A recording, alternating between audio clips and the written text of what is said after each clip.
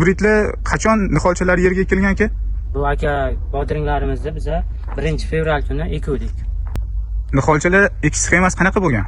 Aka ekish sxemasi mana aka jo'ya olingan. Jo'yani uzunligi mana 40 sm qilib ekilgan. Oziqlantirish tartibi-chi qanaqa ketyapti dastur bo'yicha? Dastur bo'yicha qilinadi aka, biza ham dastur bo'yicha izmayz kelaveradi. Boshiga birinchi kalsiy beramiz. Kalsiy berdik. Kalsiydan keyin mana hozir ana shu darajaga keyin azot berdik. Azotdan keyin asta-asta o'sishiga qarab kaliy beriladi. Assalomu alaykum, hurmatli agrar soha mutaxassislari, kanalimiz kuzatuvchilari, dehqonlar va fermer xo'jaligi egalari. Mana bugun Alfa Agro kompaniyasi jamoasi Qashqadaryo viloyati G'uzor tumani Qovchin MFida bo'lib turibdi. Bu yerda katta kompleks, 6 gektardan oshiq issiqxona kompleksi. Mana shu issiqxona 6 gektardan oshiq kompleksi 2 gektariga Alfa Agro kompaniyasining Rocky bodringi ekilgan. Albatta, Rocky bodringini sizlarga ortiqcha tanishtirishga hojati yo'q. U haqida juda ko'p yaxshi ma'lumotlar, yaxshi videolarni joylaganmiz. Maqsad hozir aytib o'tmoqchi bo'lganimizdek, kichik issiqxona egalari asosan o'sha katta issiqxonalarga qarab intilishadi. Ya'ni ular nima ekishsa yoki bo'lmasam qanaqangi tajribalarni qo'llashsa shunga qarab intilishadi. Hozir mana issiqxona egasi bilan gaplashganimizda ham shuni aytib o'tdilarki, boshqa issiqxonalar ham bizga ko'pchiligi qarab turibdi. Mana shu hosilni chiroyli qilishimiz kerak Jahongir.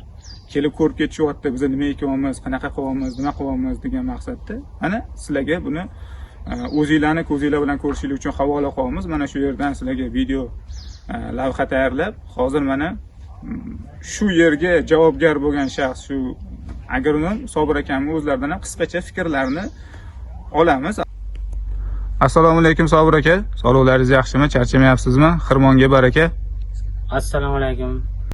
Sobir aka, hozir mana shu 2 gektarli issiqxonaga ish boshqaruvchi bo'lib siz qarayotgansiz, to'g'rimi? Shunday aka. Mana shu 2 gektarli issiqxonada Rocky bodring gibridlari ekilgan. Shunday.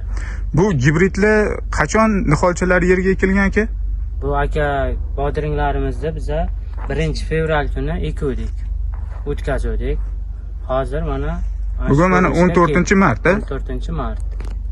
Xo'p, endi mana shu ko'rinishga kelguncha ozmuncha mehnat ham bo'lmagandir. Shunday.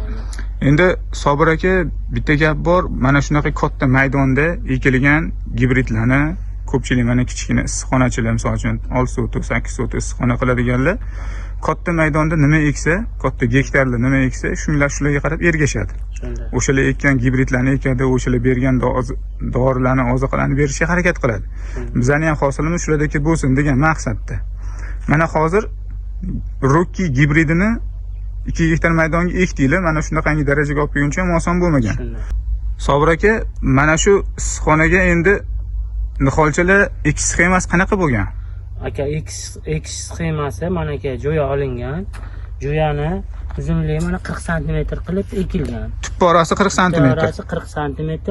Bunaqasi bo'yi 60, yo'laklar o'rtasi 1 metr qilib olingan. Demak 60 ga 40 ekish sxemasi. 40 ekilgan mana. Tushunarli. Endi Sobir aka, oziqlantirish tartibi-chi qanaqa ketyapti dastur bo'yicha? Dastur bo'yicha qilinadi aka, biza ham dastur bo'yicha izmayz kelaveradi. Boshiga birinchi kalsiy beramiz. Kalsiy berdik. Kalsiydan keyin mana hozir ana shu darajaga keyin azot berdik. Azotdan keyin asta-asta o'sishiga qarab kaliy beriladi. Fosfor, kaliy, makroelementlar bilan demak. Qarab etapma-etap, bosqichma-bosqich berib borilaveradi. Demak, aniq dastur asosida ishlaysizlar. Endi sug'orish sistemasi, misol uchun mana hozir ahamiyat berdim men. 2 qatorli tomchilatib sug'orish sistemasi ekan. Sug'orishga qanaqa bu? Misol uchun suvni qanchada quyasizlar taxminan yoki ob-havo sharoitiga qarab turibmi? Yo'q aka, namlikka qaraymiz. Havoga qaraymiz, temperaturaga qaraymiz. O'shanga qarab har anu bilan tekshirib ko'rib, keyin o'shanga qarab suv beramiz. Yarim litr bo'lsa, yer nisbiy namligiga qarab, 1 litr bo'lsa 1 litr suvga qaraymiz o'zini, yerni namligiga qarab. Endi Sobir aka, mana ahamiyat berdim, paleylar juda toza turibdi. Kasalliklardan yo'q yoki bo'lmasam bir zarar kunandani nima deydi? Shikast yetkazgan darajalari yo'q. Paleylar juda toza turibdi-da. Mana shu haqda ham qisqacha bir ma'lumot bersangiz, ya'ni kasallik va zarar kunandalarga qarshi qanaqa bir profilaktik choralar qilgansizlar? Endi biz aka har xil dastur bo'yicha ishlaymiz. Birinchi o'ringa tozalikka rioya qilamiz. Kiradigan hattoki hamma qizlarimiz eshikdan kirguncha dezinfeksiya, qo'llari ham hammasi ana ular bilan kiradi, oyoqlarini bilan.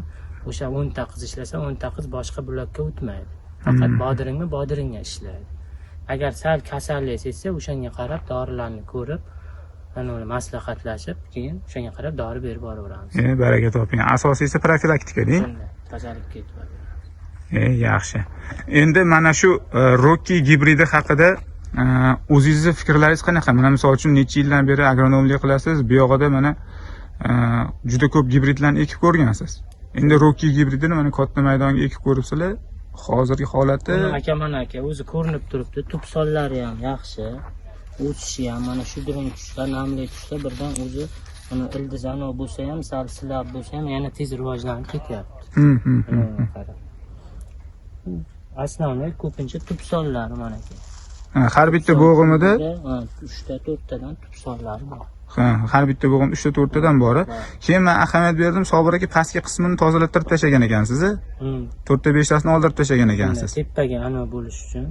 Poya o'sib olish uchun. Poya baquvvat bo'lish uchun. Mana poyasini baquvvat qilib olgandan keyin, boqib olgandan keyin tepaga beradi. Bu amalda sinalgan usul. Amalda sinalgan usul. Hozir keyin men ahamiyat berdim, shu hosillarni terib tashlagandan keyin ildiz sistemasi ham ancha kuchaygan. Ancha kuchayadi. Oladi, mana u kasb ham ana bo'ladi, ildizga beradi. Poyani baquvvat qilib oladi. Endi boshqa mana shu endi boshlayotgan dehqonlar yoki masalan Rocky gibridini yaqinda ekkan, umuman bodring ekkan dehqonlarga qisqacha o'zingizning tajribangizdan kelib chiqib nimalarni maslahat bera olasiz aka? Qanaqa tartiblarga, qanaqa bir mana Alfa Agro Anons bilan kompaniyasi bilan ishlab anov qilyapmiz. Mana shu anoni ham, Rockyni ham olib ekib anov qilyapmiz. Boshqa dehqonlar ham shuni tavsiya qilamiz. Chidamliligi, tub soni ko'pligi, kasallikka asnoviy chidamliligi yaxshi. Yaxshi, fikrlaringiz yaxshi demak. Yaxshi. Xo'p, Sobir aka, fikrlaringiz uchun kattakon rahmat. Xirmonga baraka. Xudo xolasa hali videolarimizni hali bir hosilga avj kirgan mahalla ham bir davom ettiramiz. Rahmat kattakon. Rahmat. Keling. Rocky gibridi ortiqcha e'tirofga muhtoj emas, bilasizlar. Bu o'zini juda ham yaxshi tomonlarni ko'rsatgan gibrid hisoblanadi. Shu o'rinda aytib o'tmoqchi edimki, hurmatli agrar soha mutaxassislari, bizda nafaqat bodring va boshqa gibridlar ham juda ham ko'p. Ya'ni o'sha Timur, juda yaxshi bilasizlar, o'sha Istanbul yoki bo'lmasang Borza Grazon haqida. Borza Grazon navlari umuman qizil pomidorlarimizda o'sha Borza Grazon etalonda hozir aksiya ketyapti. Buni yaxshi bilasizlar. O'sha birinchi o'rin uchun 5 million so'm yoki shunga miqdorda urug' beriladi, ikkinchi o'rin uchun 2,5 million so'm yoki shu miqdordagi urug', uchinchi o'rin uchun esa 1 million so'm yoki shu miqdordagi urug' beriladi. Albatta bu aksiyada faol qatnashishingizni so'rab qolgan bo'lardik. Shu o'rinda aytib o'tishim kerakki, o'sha video lavha uchun bizga murojaat qilishingiz mumkin. Albatta video lavha olingan joyda Alfa Agro kompaniyasini bilasizlar, o'sha mukofotlari ham bo'ladi. E'tiboringiz uchun rahmat.